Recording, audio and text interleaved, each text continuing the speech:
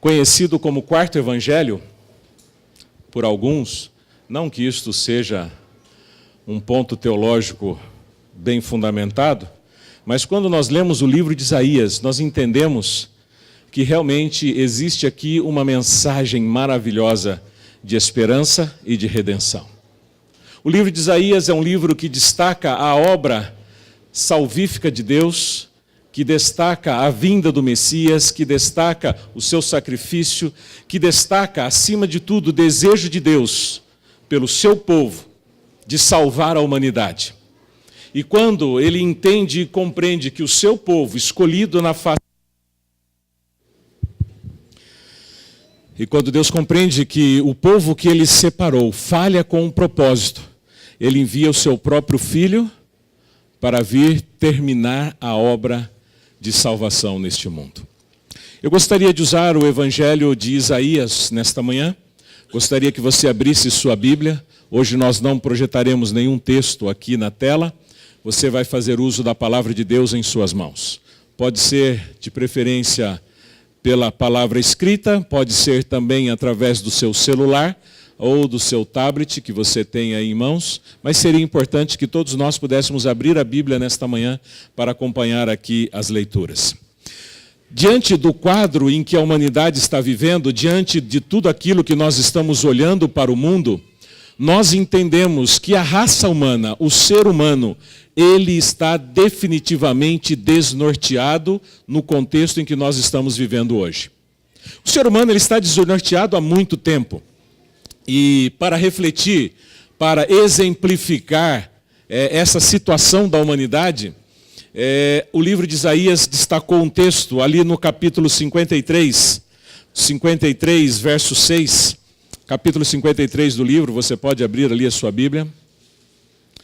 E nós vamos, a partir deste texto, começar a entender o plano da salvação, o plano da redenção, a ideia do resgate de Deus para a humanidade terrivelmente perdida, desorientada, desassolada. Encontraram? 53, verso 6. É a descrição do sofrimento vicário de Jesus Cristo, da vinda do Messias, e diz assim: todos nós andávamos desgarrados como ovelhas. E é nítido a impressão de que são ovelhas que não têm pastor. São ovelhas que estavam desgarradas, desnorteadas, seguindo cada qual em sua direção, cada uma buscando o seu rumo, cada qual pensando os seus próprios caminhos. Mas o contexto é claro, perdidas, sem noção exatamente do que estão fazendo na face da terra. Cada um se desviava pelo caminho. Cada uma delas andava pelo caminho que achava que deveria andar. Não que fosse o certo, mas porque elas estavam desnorteadas. Elas estavam sem rumo. Elas não sabiam de onde vinham, para onde iam. Elas nem sequer sabiam a quem pertenciam e o motivo pelas quais elas foram colocadas nessa terra. E é interessante que quando nós olhamos esse pequeno texto, nós entendemos e nós visualizamos de maneira tão clara a humanidade. Nós olhamos para os homens deste mundo afora e nós olhamos não só uma juventude, mas também uma parte adulta, quanto também uma velhice desorientada, perdida. Nós olhamos numa larga escala homens e mulheres que caminham neste mundo sem saber de onde vieram e muito menos sem saber para onde vão. Não sabem de quem são, não sabem de onde vieram e muito menos sabem para onde vão. Esse é o retrato da humanidade de hoje. Homens e mulheres perdidos e desorientados. Comem sim, trabalham sim, acordam sim, fazem tudo regularmente e normalmente, mas não têm a mínima ideia daquilo que aguarda no futuro. A Bíblia carinhosamente retrata como ovelhas perdidas. Nós poderíamos usar um termo um pouquinho mais pesado. Quando nós olhamos na beira da estrada, viajando, e olhamos aquela manada de bois é manada? É isso? Aquela Manada de bois. Boiada. Manada é do quê? Elefante. Muito bem. Bom, Espaço Novo Tempo é cultura, viu? Por isso que eu gosto daqui. Boiada. Nós olhamos para a boiada e percebemos que eles caminham sem definição. Eles escolhem um rumo aleatório e um vai, todos vão. Um vem, todos vêm. Alguns vão para lá, todos vão para lá. Eles pastam, eles bebem, eles comem, eles dormem, eles caminham, mas não há propósito na vida deles, a não ser, no final da sua jornada, encontrar-se com o seu algoz no abatedouro. Nascem, crescem, existem, para no final dar a sua vida para um propósito nulo. Seria assim a humanidade nos dias de hoje? Pelos padrões bíblicos, sim. Homens e mulheres que nascem, crescem, comem, trabalham, produzem, mas não sabem exatamente qual será o seu fim.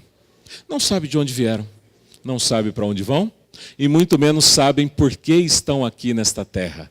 Não têm um propósito muito bem definido. A Bíblia olha para eles, Jesus olha para eles com carinho e diz: eles estão desgarrados, como ovelhas que desviam cada um pelo seu próprio caminho. Mas preste atenção no finalzinho desse texto, finalzinho desse verso, que é muito importante, você precisa gravar ele. Mas o Senhor fez cair sobre ele a iniquidade de todos nós. Mesmo sendo um povo desgarrado, mesmo sendo um povo perdido, mesmo sendo homens e mulheres, as quais não sabem exatamente o que estão fazendo neste mundo, Deus, Ele faz cair sobre Ele mesmo a iniquidade e o pecado de todos nós. Quando nós olhamos através do livro de Isaías, nós entendemos e compreendemos que o plano de Deus para salvar a humanidade, ele é dividido em 3 partes. Partindo do pressuposto que a humanidade está perdida, está desgarrada, partindo do pressuposto que os homens estão vivendo como uma imensa boiada, sem saber para onde vão, de onde vêm e qual será o destino final, Jesus olha para estas pessoas com amor no coração, ele começa a distinguir que eles precisam de um rumo, eles precisam de um alvo, eles precisam de um plano a qual possa resgatá-los da situação em que estão vivendo.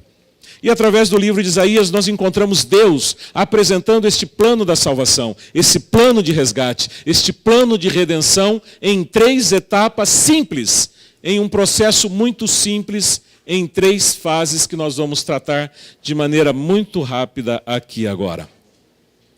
A primeira parte, ela consiste num chamado, a segunda parte consiste na resposta do indivíduo e a terceira parte no resultado desta resposta. Vamos para o capítulo 1 do livro de Isaías. Logo no início do livro de Isaías, capítulo 1, nós encontramos aqui a primeira, a segunda e a terceira parte do plano da redenção, do plano do resgate desta humanidade que se sente ferida, perdida, desorientada, como se não houvesse um pastor para guiá-los. A primeira parte do plano da redenção. Através dos versos 18 a 20 do capítulo 1, nós encontramos aqui a primeira parte. Vinde, pois, verso 18, e arrazoemos, diz o Senhor. Ainda que os vossos pecados sejam como a escarlata, eles se tornarão brancos como a neve.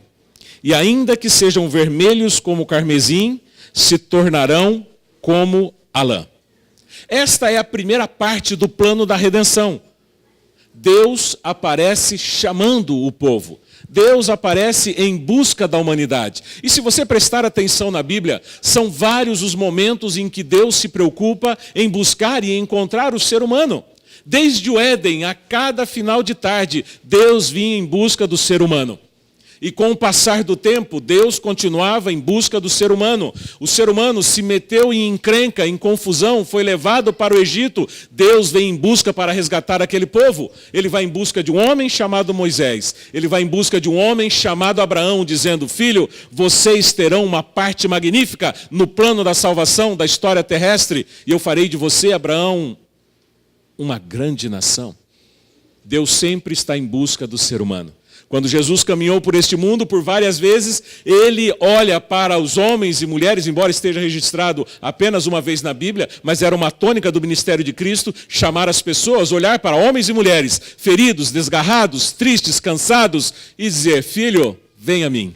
Venham a mim todos vocês que estão cansados e sobrecarregados. É uma característica de Deus, encontrar este Deus buscando o ser humano. E aqui, no livro de Isaías, ele olha para esta humanidade, e você está incluso nesse processo, ele olha para este grupo de homens e diz assim: olha, vinde pois, diz o Senhor, e arrazoemos.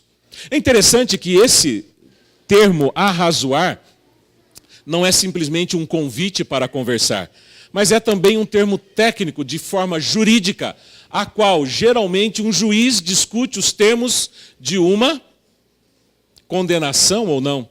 Discute os termos jurídicos envolvidos num processo judicial. Aqui, claramente, Deus se apresenta como juiz de toda a terra. Ele se apresenta como o juiz que tem o poder de não só libertar, mas como também ele tem a autoridade para condenar. Ele se apresenta como esse Deus poderoso, como esse juiz grandioso, olha para uma humanidade que está caída, que está ferida, que está perdida e diz: olha, vinde pois e arrazoemos. O que Deus está querendo dizer aqui?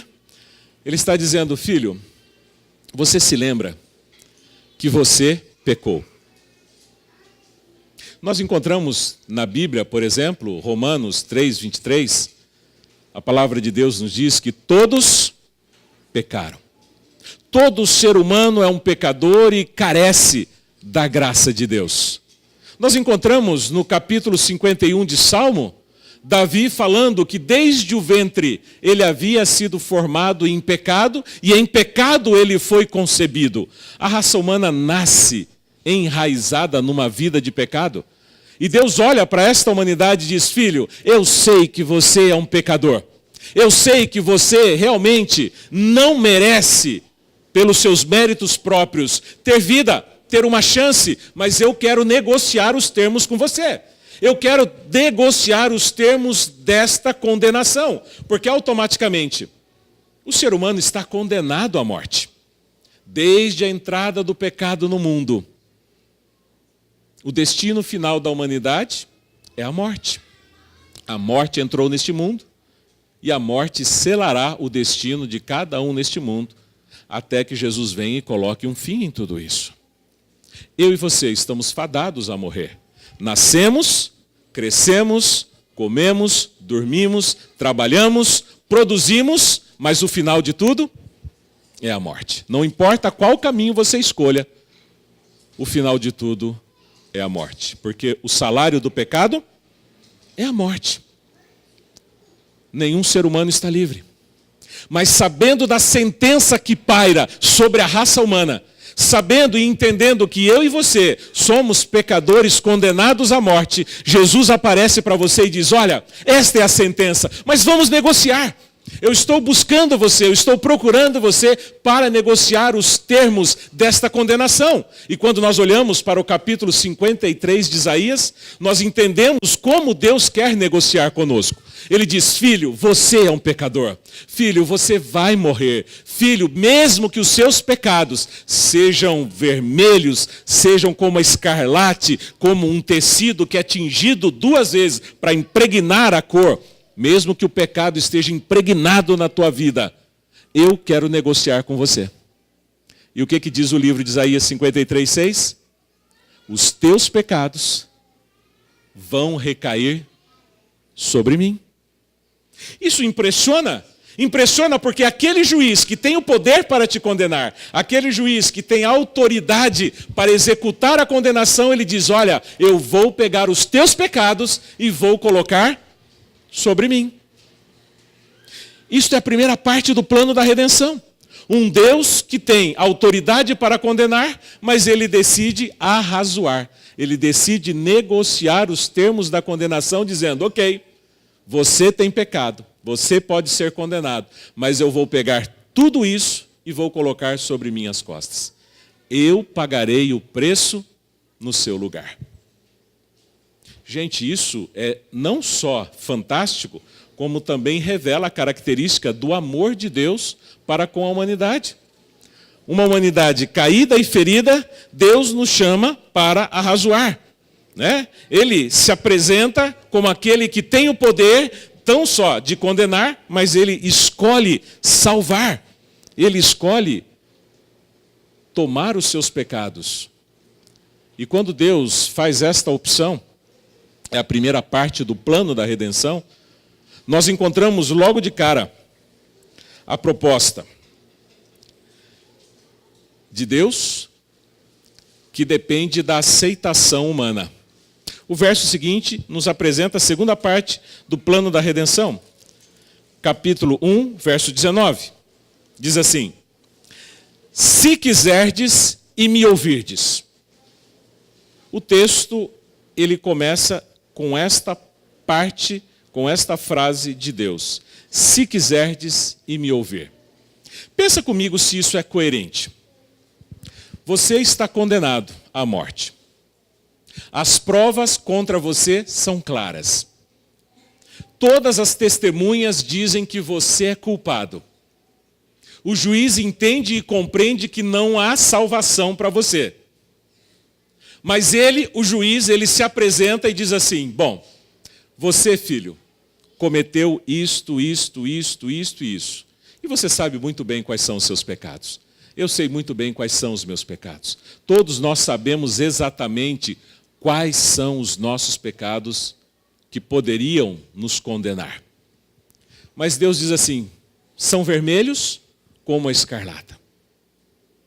Eles são terrivelmente escuros como o carmesim. Mas eu quero pegar os seus pecados e pagar o preço por eles. Simples assim. Aí Deus continua dizendo, se quiserdes. Espera aí. Quem é que não queria ou não aceitaria uma proposta como essa? Você está diante de uma condenação, você vai receber a sentença de morte, o juiz diz, eu vou pegar todos os teus erros e vou assumir a culpa, se você quiser. Quem aqui não aceitaria? É interessante que muita gente não aceita. O termo não está incorreto na palavra de Deus. Deus usa com uma propriedade de quem conhece mentes e corações. Deus usa o termo com uma propriedade de quem conhece a característica de cada ser humano na face da terra. E ele diz, olha, a proposta é muito boa. Você não vai precisar morrer, eu vou assumir os teus pecados, eu vou pagar o preço pela tua culpa, se quiser. Alguém em sã consciência não iria querer? Muita gente. O que impressiona é que muita gente não aceita essa parte do acordo. O plano da redenção, ele depende da aceitação humana. O plano da salvação, ele depende do querer do coração humano. Porque por mais interessante que seja, por mais lindo que seja, por mais bonito que seja a história da redenção, há muitos na história da terra que não aceitam aquilo que Jesus fez no Calvário. São homens e mulheres que acham que, na verdade, são seguros de si, acham que o seu autoconhecimento são fundamentais, mas no fundo, estão rejeitando o plano da salvação. Preferem viver a incerteza da salvação do que abrir mão de alguns pontos pessoais neste mundo. E nós não entendemos. Sabe, Deus, de várias formas, Ele chama o ser humano. Nós achamos que não é uma decisão difícil, mas sim, acaba se tornando uma decisão difícil. Quando eu tenho que optar por abrir mão de algo que eu gosto muito para depositar a minha vida nas mãos daquele juiz que está fazendo um pedido específico. Ele diz: você quer? Se você quiser. Se você quiser. Eu posso tomar todos os teus pecados sobre mim. Não é a repetição de tudo aquilo que nós já vimos na Bíblia? Vinde a mim todos os que estão cansados. Se você tem fome, venha a mim que eu sou o pão da vida. Se você tem sede, venha e beba de graça. E assim sucessivamente Deus vai se oferecendo ao ser humano. Sabe, queridos, quando nós olhamos para os evangelhos, nós encontramos assim de uma maneira muito didática Jesus exemplificando esta história. Certa vez ele contou uma história em forma de parábola. 3 parábolas, mas na verdade é uma parábola só, que foi dividida em 3. Ele olhou para uma multidão que estava diante dele e disse: olha, certa vez um homem, tendo 100 ovelhas, ele perdeu uma ovelha. Mas eu não queria me concentrar no homem que perdeu a ovelha. Eu queria me concentrar na própria ovelha. Aquela ovelha que, estando dentro do aprisco, que estando segura, ela sai e se perde. E quando ela se perde, ela para e começa a, como se fosse possível a ovelha, né, a refletir nos seus erros e descobrir que ela não sabe o caminho de volta para casa.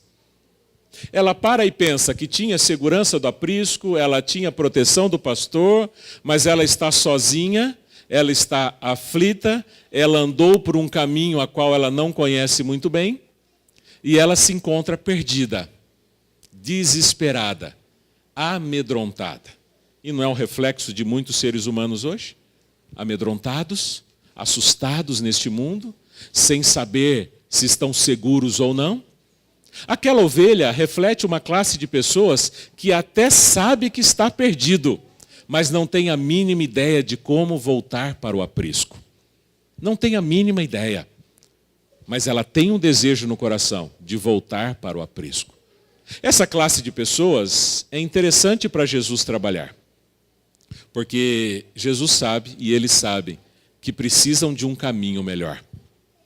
Mas Jesus ele continua falando que depois da ovelha, uma mulher perdeu uma moeda. E aquela moeda foi parar debaixo de algum móvel. Mas o foco agora não é a mulher, é a moeda. Porque a moeda estava embaixo de algum móvel daquela casa.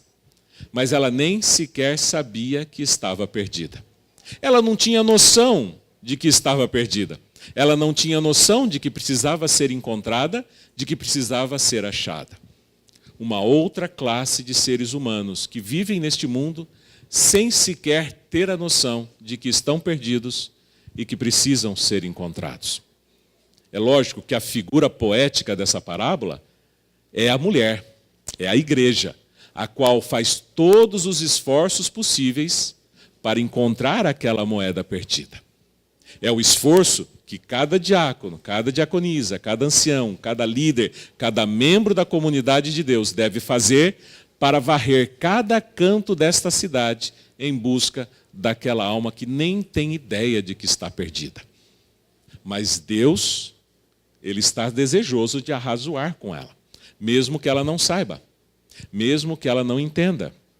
E termina com a parábola do filho pródigo, da qual ele sabia o que tinha, decidiu escolher o contrário, se arrepende e sabe muito bem o caminho de volta e volta para os braços do Pai. Independente de quem seja na história humana este personagem, Deus está disposto a arrazoar com esta pessoa. Deus, ele insiste em chamar e convidar esta pessoa. Por várias vezes na Bíblia, nós pensamos, puxa vida, Deus é um Deus que busca o ser humano. No último livro que retrata a última fase da história da Terra, no livro do Apocalipse, capítulo 3, verso 20, nós encontramos o próprio Senhor Jesus com um verso que é tremendo, que é fantástico na palavra de Deus. Ele diz assim: eis que estou à porta e bato. É possível alguém não ouvir quando alguém bate na porta? É possível, mas é bem difícil. É bem difícil. Se a pessoa bater com insistência, em um momento ou outro nós vamos ouvir. Mas o que Jesus repete no Apocalipse é a mesma coisa que ele repete em Isaías. Se alguém ouvir e abrir, eu entrarei. Se quiserdes, ou se abrir, você entende que a segunda parte do plano da redenção está nas mãos do ser humano querer ou não querer fazer parte do plano da salvação de Deus. A segunda parte do plano da redenção não depende mais de Deus. Depende de cada coração humano em aceitar e desejar ou não ser salvo por Deus. Ele já fez aquilo que tinha que fazer. Como um Deus, ele vem a este mundo, derrama seu sangue no Calvário e oferece a salvação para você. Como um juiz que sabe que o ser humano está condenado, ele diz, querido, eu vou pegar toda a tua culpa e vou colocar sobre mim, se você quiser. Mas é impressionante que como muitas vezes nós nos apegamos a tantas coisas da nossa vida que nos impede de viver uma vida plena e feliz com Deus. Nós preferimos comer as coisas deste mundo do que receber as bênçãos que Deus tem para cada um de nós. E é interessante que Jesus ele é insistente. A palavra de Deus diz, eis que estou à porta e bato. Ela não trata de um período específico, ele insiste, ele bate. Embora Jesus seja insistente, ele não é inconveniente. Ele vai bater na porta até o momento em que você abrir ou que você definitivamente disser, por favor, não bata mais. Deixe que eu viva a minha vida do jeito que eu quero viver. E como um perfeito cavalheiro, ele vai permitir. Sabe, quando Jesus apresenta a proposta de tomar os seus pecados, ele deixa em suas mãos você escolher se quer ou não quer. Filho, você quer que eu administre a sua vida? Você quer que eu tome os seus pecados, as responsabilidades por ele e dirija a sua vida daqui por diante? Ou você prefere continuar caminhando, vivendo a história da sua vida neste mundo? Aí então vem a terceira parte do plano da redenção. A terceira parte do plano da redenção é o resultado da escolha humana. A partir do verso 19, que nós estávamos, voltei lá para Isaías 53, aí ainda, Isaías capítulo 1. A partir do verso 19, ele diz, se quiserdes e me ouvirdes, comereis o melhor desta terra. O que Deus quer dizer com comer o melhor desta terra? Ele não está falando propriamente de comida, mas ele está falando de todas as bênçãos a qual um ser humano pode desfrutar, exemplificando as bênçãos da comida. Naquele tempo havia muito pouco para se comemorar. A maioria das comemorações das vitórias, das realizações, eram feitas em forma de banquete numa mesa. Estar numa mesa farta era simbolismo de uma vida feliz e de uma vida abençoada. Ele usa o mesmo exemplo dizendo aqui, filho, se você quiser, você pode ter o melhor que existe nesta terra. Você consegue imaginar o que seria o melhor de Deus nesta terra? É você viver uma vida abençoada nesta terra. É você viver uma vida em paz nesta terra, mesmo em meio a lutas e problemas. É você viver uma vida segura com Deus, mesmo sabendo que os desafios estão à sua porta. Porque paz, na Bíblia, nunca foi ausência de problema, mas sempre foi presença de Deus.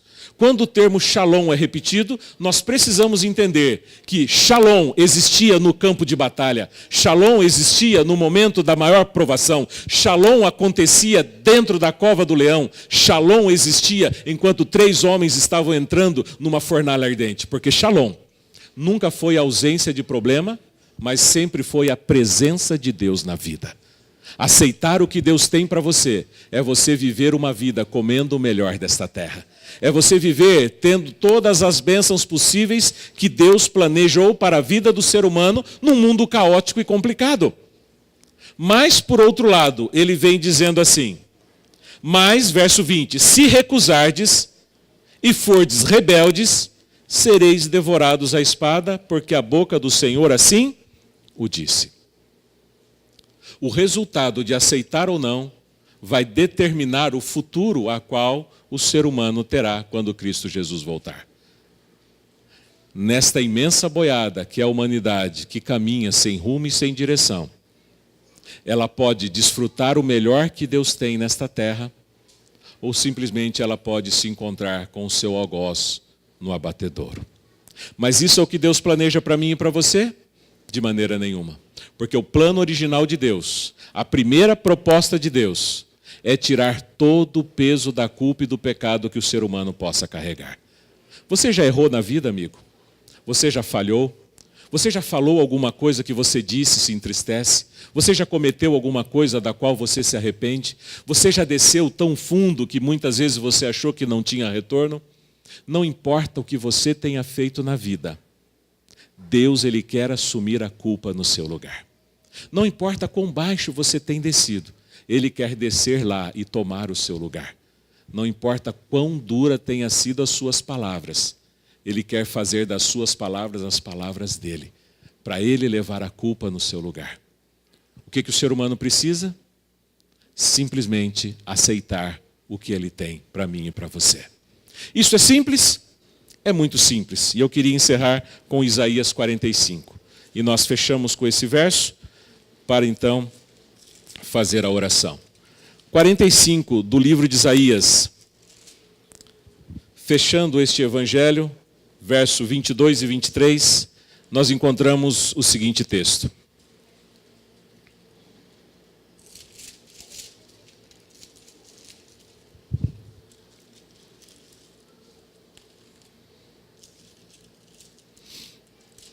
Isaías 45.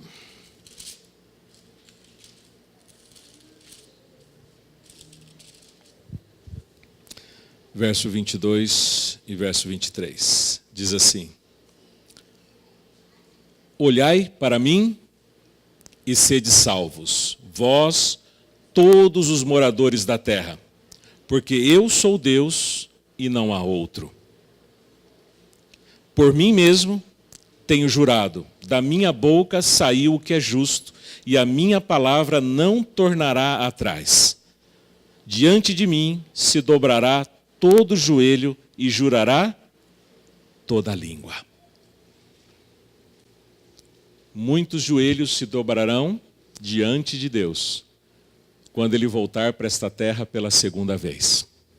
E quando Ele vier com poder e grande glória, Ele levará os salvos com Ele para o céu. E quando Jesus retornar pela terceira vez, o restante daqueles que não dobraram os seus joelhos quando Ele vier pela segunda vez, dobrará os seus joelhos diante dEle. Com a diferença, uns herdarão a terra transformada e renovada. Uns herdarão a terra para viver e comer o melhor que essa terra restaurada poderá produzir. Sem dor, sem pecado, sem ódio, sem tristeza, sem maldade. E um outro grupo encontrará o seu fim eterno desta terra e de qualquer parte do universo. Mas antes, o joelho se dobrará diante de Deus. Se dobrará diante de um Deus que oferece para você e para mim, se oferece para toda a humanidade tomar os seus pecados, levar a culpa sobre si. E eu pergunto, não seria interessante para mim e para você, enquanto nós vivemos nesta terra, escolher que Deus tome o nosso lugar, leve as nossas culpas, para viver nesta terra com a paz que Cristo pode nos dar? Por que será que muita gente, tendo oportunidade de entregar o coração a Cristo, não entrega? Por que será que muita gente, tendo a oportunidade de viver uma vida com Deus neste mundo, opta por não viver?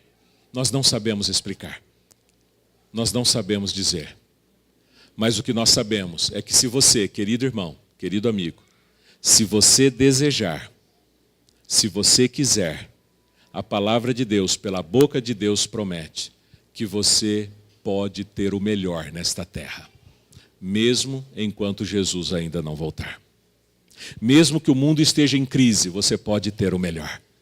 Mesmo que o mundo esteja em conflitos de guerra, você pode ter o melhor. Mesmo que exista violência em todos os cantos da terra, Deus quer te dar o melhor. Enquanto o desemprego cresce, Deus quer te dar o melhor. É uma questão de eu e você escolhermos aceitar o plano de Deus para a minha e para a sua vida. Eu desejo que Deus te oriente. Eu desejo que Deus influencie o seu coração. E, acima de tudo, influencie o coração de todos aqueles que, porventura, ainda não entregaram o coração para Jesus.